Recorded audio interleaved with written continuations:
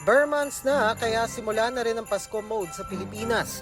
Sa Dapitan Street sa Quezon City, may mga inunahan na ang Christmas rush sa pamimili ng mga decor. Mura na kasi dito. Halos 70% ano yun dito, mura eh. Maaga na rin nagbukas ang ilang tindahan ng Christmas decor sa Granada Street sa San Juan. Iba't ibang hugis at uri ng parol ang mabibili, lalo na yung gawa sa capiz shells.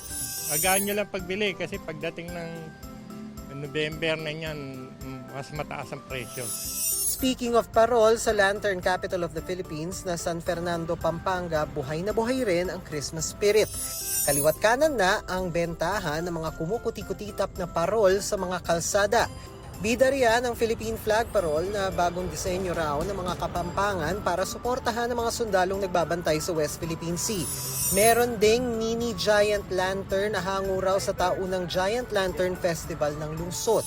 Mas nagliwanag naman ang tulay sa Angeles City sa dami ng naglalakihang parol. Hitik na rin sa makukulay na parol ang mga tindahan sa Lipa, Batangas, pati sa Calamba, Laguna. Happy Holidays! Ramdam din ng US Embassy ang diwa ng Paskong Pinoy. May greeting pa si Ambassador Mary Kay Carlson sa post sa X at may sumisilip pang ready ng mga roling ng Pinoy Christmas Chant. Para sa GMA Integrated News, Dano Tingkungko, nakatutok 24 oras.